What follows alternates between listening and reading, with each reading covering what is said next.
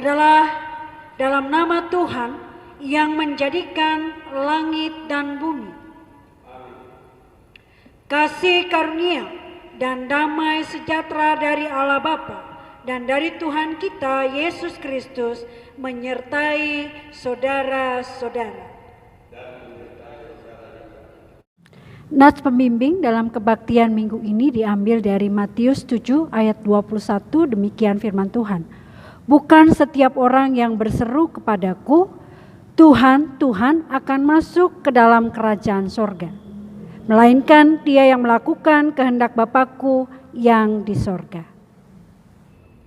Saudara-saudara, di dalam kehidupan kita tidak pernah lepas melakukan dosa, walaupun kita telah mengalami pengampunan dan keselamatan dari Allah. Oleh karena itu, marilah kita mengaku dosa kita di hadirat Allah yang diawali dengan pengakuan secara pribadi di dalam hati.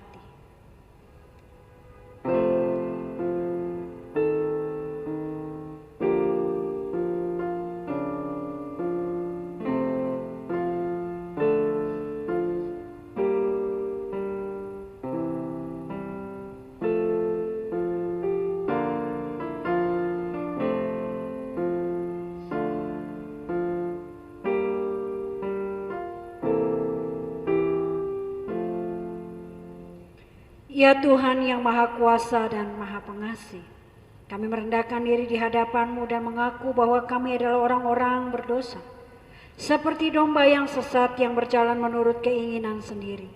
Kami tidak patuh terhadap suara-Mu, tetapi kami melakukan apa yang Tuhan larang.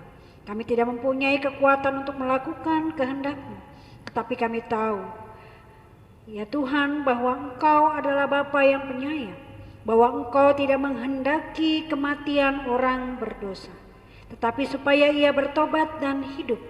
Sebab itu dengan percaya kepada Yesus Kristus, Gembala yang baik, yang telah menyerahkan nyawanya pengganti segala domba, kami berseru dan memohon kepadamu dalam namanya, ampunilah segala dosa kami dan kuatkanlah kami oleh Roh Kudus, supaya kami dapat hidup menurut firman-Mu.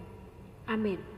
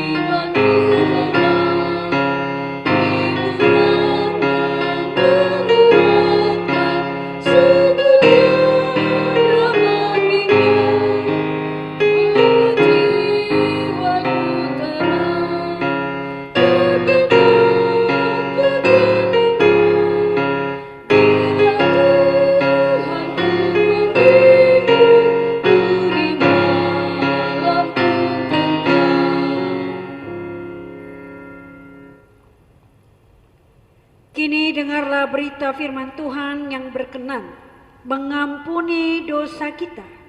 Yohanes 3 ayat 16 berkata demikian. Karena begitu besar kasih Allah akan dunia ini, sehingga ia telah mengaruniakan anaknya yang tunggal, supaya setiap orang yang percaya kepadanya tidak binasa, melainkan beroleh hidup yang kekal. Dalam nama Allah Bapa dan Anak dan Roh Kudus kami beritakan kepada saudara-saudara sekalian yang dengan tulus ikhlas mengaku dosa di hadirat Allah serta mencari keselamatan hanya dalam Yesus Kristus, bahwa Allah mengampuni dosa saudara. Amin. Kini dengarlah hukum Allah yang menjadi petunjuk hidup baru bagi kita. Matius 22 ayat 37 sampai 40 demikian bunyinya. Jawab Yesus kepadanya, kasihilah Tuhan Allahmu dengan segenap hatimu, dan dengan segenap jiwamu, dan dengan segenap akal budimu. Itulah hukum yang terutama dan pertama. Ya, dan hukum yang kedua yang sama dengan itu, ialah kasihilah sesamamu manusia seperti dirimu sendiri. Pada kedua hukum inilah tergantung seluruh hukum Taurat dan kitab para nabi.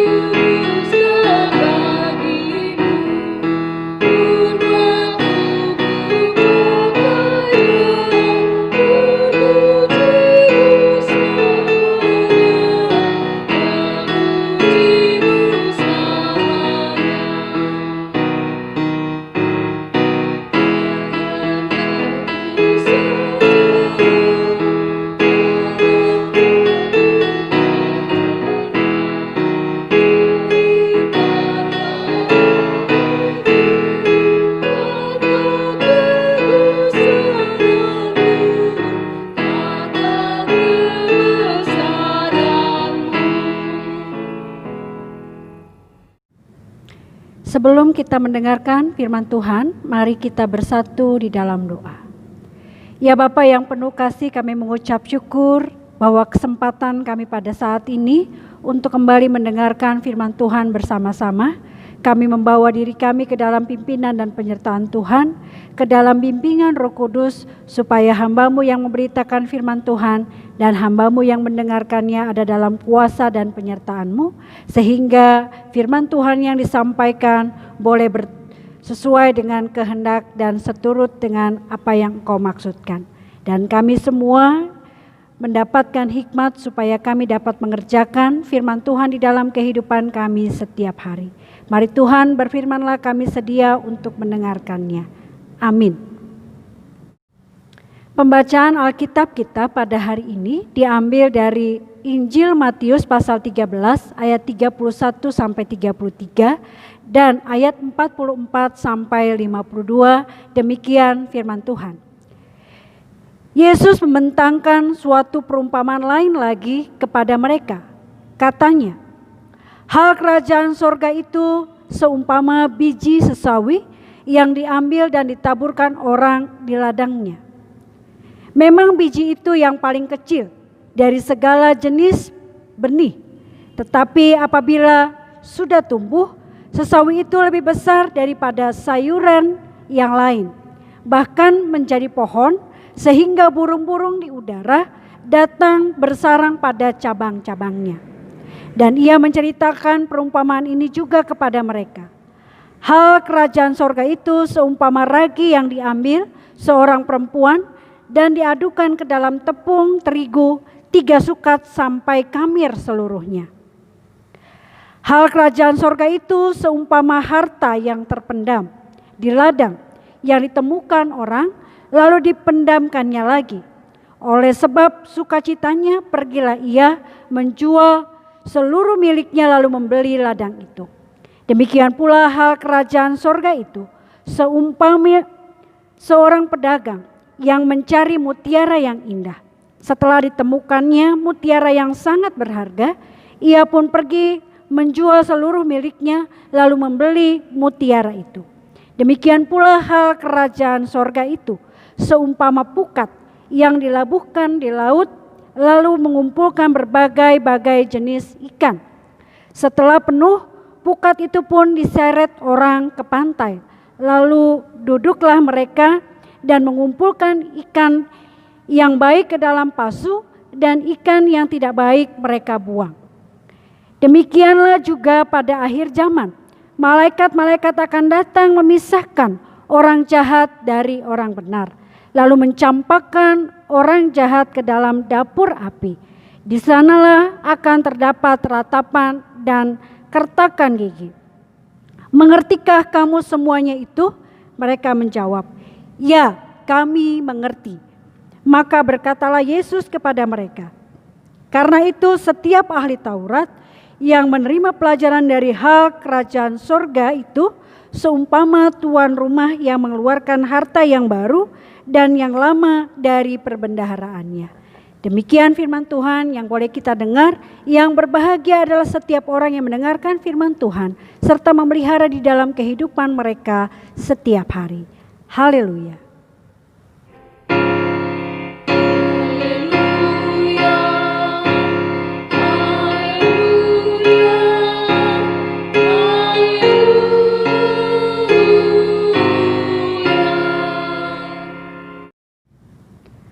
Saudara-saudara yang terkasih di dalam Tuhan Yesus Kristus, selamat hari Minggu. Puji syukur kepada Tuhan, setelah satu pekan kita lewati, semoga kita semua semakin mampu beradaptasi dengan gaya hidup yang baru di tengah pandemi COVID-19 ini.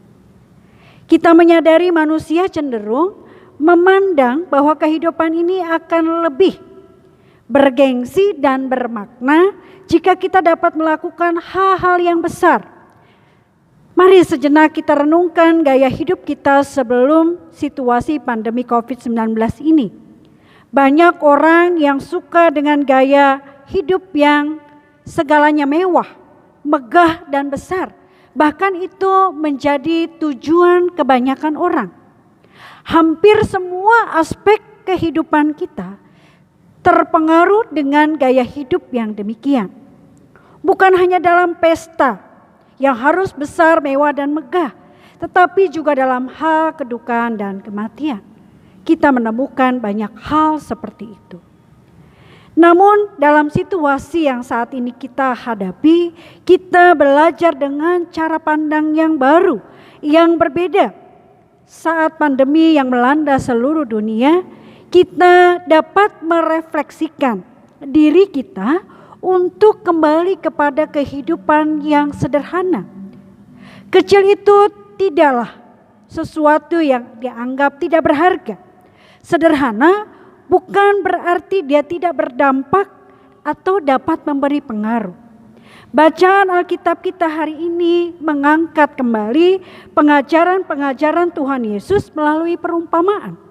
Dalam Injil Matius pasal 13 ayat 31 sampai 33 dan ayat 44 sampai 52, Tuhan Yesus mengangkat konsep kerajaan sorga dengan perumpamaan.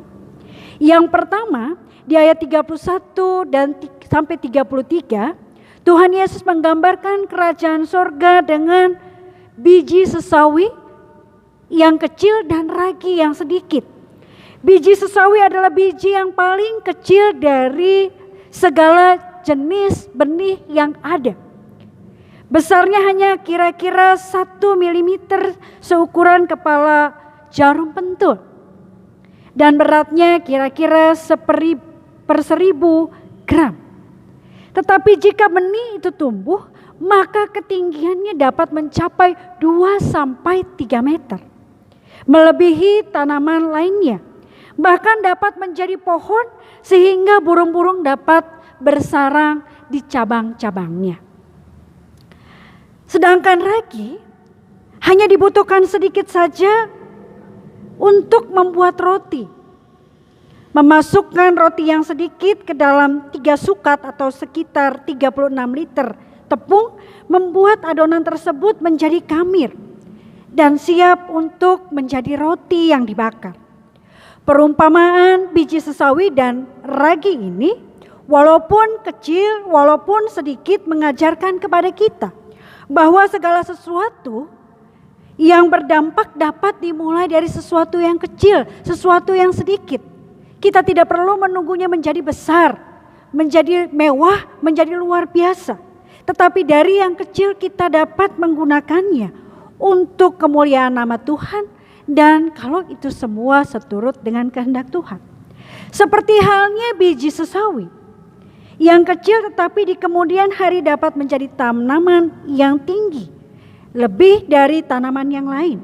Hal yang kecil dan sederhana mampu mengubah hal-hal yang di sekitar itu untuk dapat menjadi bermanfaat dan menjadi berkat bagi orang lain dan sesama di tengah-tengah kehidupan kita. Begitu juga dengan ragi. Walaupun dia sedikit, dia dapat memberi pengaruh. Maka berkaitan dengan apa yang dapat kita lakukan. Apakah itu kecil, apakah itu sedikit. Itu penting, yang penting adalah berdampak dan memberikan pengaruh kepada yang lain. Yang kedua, ayat 44 sampai 45.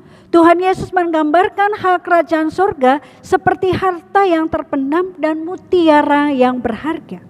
Bagi Tuhan Yesus Kristus, kerajaan surga seperti orang yang sedang mencari mutiara yang indah. Bila dia menemukannya, maka dia tidak akan melepaskannya. Dia akan merelakan segala harta miliknya, bahkan dia jual untuk dapat memperoleh mutiara yang berharga itu. Perumpamaan tentang harta yang terpendam. Ketika orang menemukan harta yang terpendam di suatu ladang, dia akan menimbunnya kembali dan kemudian berupaya dengan mengorbankan, menjual segala harta miliknya untuk dapat membeli ladang itu karena di dalamnya ada harta yang berharga. Perumpamaan ini baik mengenai harta terpendam maupun mutiara yang berharga mengajarkan kepada kita sebagai pengikut Kristus yang sungguh-sungguh dengan rela meninggalkan segala sesuatu. Berbahagialah mereka karena mereka seperti orang yang menemukan harta yang tersembunyi. Yang ketiga, ayat 47 sampai 52. Tuhan Yesus menggambarkan hal kerajaan sorga seperti pukat. Bagi Tuhan Yesus, akhir zaman digambarkan seperti nelayan yang sedang mengumpulkan tangkapan di dalam pukat. Ia memasang pukat di dalam laut untuk menangkap ikan. Ia memasangnya, ia mengetahui pukat itu di mana berada dan meninggalkan pukat tersebut. Ketika tiba waktunya, maka ia kembali dan mengeluarkan semua tangkapannya dari dalam pukat itu. Ikan-ikan yang baik dan bernilai tinggi akan dikumpulkan. Namun ikan-ikan yang tidak baik, yang tidak berguna akan dibuang. Saudara-saudara, perumpamaan tentang pukat mengajarkan bahwa situasi akhir zaman akan terjadi pemisahan antara yang jahat dengan yang baik. Serta penghukuman bagi orang yang jahat yang enggan bertobat dan anugerah keselamatan bagi orang yang setia sampai akhir. Melalui perumpamaan pukat ini Tuhan Yesus hendak menegaskan bahwa lautan adalah dunia serta pukat adalah gereja. Maka seperti pukat harus ditebarkan ke tempat yang dalam, ke tempat yang jauh, maka gereja harus mewartakan kabar sukacita ini dengan cara bertolak ke tempat yang jauh dan dalam. Maka pukat tersebut diseret ke pantai dan orang-orang kemudian memilih ikan yang baik dan membuang ikan yang tidak baik. Saudara-saudara yang terkasih dalam Tuhan Yesus Kristus, pemberitaan firman Tuhan hari ini mengajak kita untuk merubah gaya hidup kita menjadi gaya hidup kerajaan surgawi, yaitu gaya hidup dalam kesederhanaan namun bernilai dan berdampak. Yang pertama, gaya hidup yang bertumbuh dan berguna bagi sesama. Seperti biji sesawi yang kecil tetapi dia dapat bertumbuh dan kemudian berguna bagi sesamanya. Bagi burung-burung, bahkan bagi manusia. Demikianlah seharusnya orang yang percaya mempunyai gaya hidup yang semakin bertumbuh dan berguna bagi sesama. Yang kedua, gaya hidup yang telah mengalami transformasi untuk mentransformasi kehidupan sekitarnya. Seperti ragi yang dapat mengubahkan tepung yang lebih banyak, hanya dengan ragi sedikit 36 liter tepung akan mengalami perubahan, mengembang dan siap menjadi roti yang enak dan harum diciumnya. Injil kerajaan surga adalah kunci untuk mentransformasi, merubah orang supaya orang ini mengalami kehidupan yang lebih baik. dan kehidupannya berdampak bukan hanya bagi dirinya sendiri tetapi bagi orang lain. Yang ketiga, gaya hidup yang penuh sukacita dan rela berkorban. Seperti seorang yang menemukan harta terpendam di sebuah ladang, maupun seperti pedagang yang menemukan mutiara yang indah, dia tidak akan meninggalkannya karena itu harta yang berharga. Dia akan merelakan segala harta miliknya untuk mendapatkan harta yang berharga itu. Kerajaan sorga adalah harta yang berharga, maka seharusnya kita bersedia meninggalkan segala sesuatu yang mengikat kita, harta duniawi kita, supaya kita mendapatkan harta sorgawi. Yang keempat, gaya hidup yang mengetahui dan dapat menempatkan hal yang paling bernilai adalah orang seperti pedagang dan orang yang membeli ladang tadi. Dia benar-benar mengetahui bahwa itu adalah barang berharga, maka dia tidak akan meninggalkannya. Oleh karena itu saudara-saudara, jangan tinggalkan kehidupan kita bersama dengan Tuhan untuk hal-hal yang bersifat duniawi. Mari kita pertahankan dan kita pelihara kehidupan kita bersama dengan Tuhan. Yang terakhir, yang kelima, gaya hidup yang memberitakan Injil. Seperti pukat yang ditebar oleh nelayan di tengah lautan yang dalam, begitu pula gereja bertugas memberitakan Injil di tengah dunia. Baik secara komunal kita adalah gereja maupun pribadi-pribadi. Kita punya tugas untuk bersaksi, mewartakan kabar sukacita ini. Dan Tuhan sendiri nanti yang akan menentukan, Dia akan menilai dan memberikan penghakiman. Mana yang baik dan mana yang jahat. Seperti yang dinyatakan dalam Matius pasal 7 ayat 21 demikian.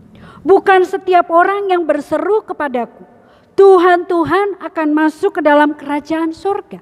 Tetapi dia yang melakukan kehendak Bapakku yang di surga. Kiranya Tuhan memberkati kita. Amin. Sidang jemaat yang dikasihi Tuhan diundang untuk bangkit berdiri. Marilah kita mengucapkan pengakuan iman kita bersama dengan gereja dari segala abad dan tempat.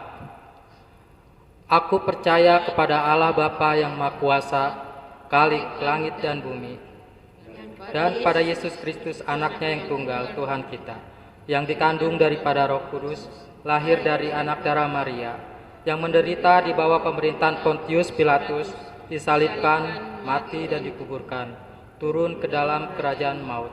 Pada hari yang ketiga, bangkit pula dari antara orang mati, naik ke sorga, duduk di sebelah kanan Allah Bapa yang Maha Kuasa, dan akan datang dari sana untuk menghakimi orang yang hidup dan yang mati. Aku percaya kepada Roh Kudus, gereja yang kudus dan am, persekutuan orang kudus, ampunan dosa, bangkitan daging, dan hidup yang kekal. Amin. Sidang jemaat yang dikasihi Tuhan, dipersilakan duduk kembali. Marilah kita persembahkan ungkapan syukur kita kepada Tuhan, dan dengarlah firman Tuhan di dalam 2 Korintus 9 ayat 6-7. Demikianlah firman Tuhan. Camkanlah ini, orang yang menabur sedikit akan menuai sedikit juga, dan orang yang menabur banyak akan menuai banyak juga. Hendaklah masing-masing memberikan menurut kerelaan hatinya, jangan dengan sedih hati atau karena paksaan, sebab Allah mengasihi orang yang memberi dengan sukacita. Persembahan diiringi dengan pujian NKB 197 ayat 1 dan 2.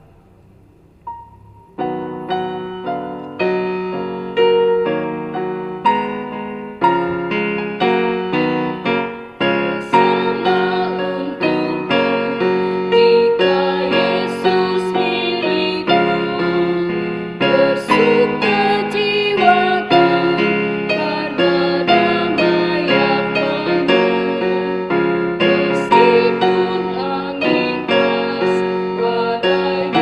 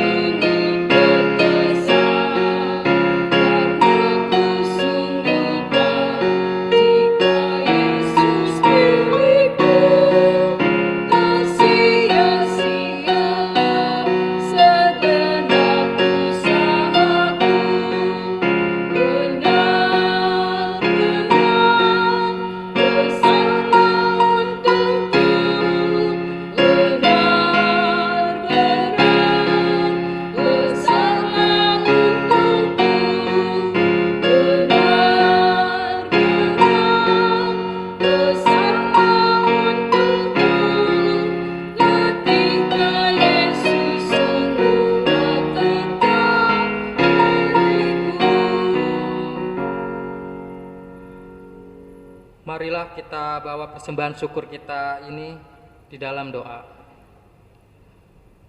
Ya Kristus Tuhan yang Maha Baik, ajarilah kami mempersembahkan hati kami, seperti Engkau ya Tuhan, memberikan hati-Mu mencintai kami. Ajarilah kami memberi ya Tuhan, bukan karena kelebihan, melainkan karena kerinduan untuk berbagi. Ajarilah kami bermurah hati ya Tuhan, sebagaimana kemurahan Tuhan telah berlimpah atas kami. Terima kasih ya Tuhan, hanya dalam nama Tuhan kami Yesus Kristus kami berdoa. Amin. Jemaat yang dikasihi Tuhan, mari kita datang kepada Tuhan di dalam doa syafaat untuk mengangkat pergumulan, harapan, dan juga kerinduan kita kepada Tuhan. Mari kita berdoa.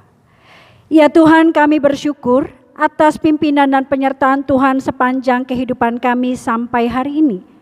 Kami membawa Tuhan setiap harapan kami bahwa di dalam pandemi COVID-19 ini, dengan semakin banyaknya kesadaran yang kami alami dan semakin mengertinya kami akan bahaya dari COVID-19 ini, kami merindukan ya Tuhan bahwa obat-obatan dapat ditemukan, vaksin dapat ditemukan, dan semakin banyak orang yang disembuhkan dari virus COVID-19 ini. Kami memohon kepada Tuhan bahwa pemerintah kami, satgas-satgas yang dibentuk, gereja, bahkan segenap bagian masyarakat Indonesia untuk bersama-sama bergotong royong menghadapi situasi ini. Penurunan dan situasi ekonomi yang terjadi ya Tuhan, berikan kami semangat, berikan kami kekuatan, supaya kami tetap mampu melihat peluang-peluang yang baik, mencari cara-cara yang baru di dalam kami berusaha, di dalam kami mencari nafkah, baik di kota maupun di desa.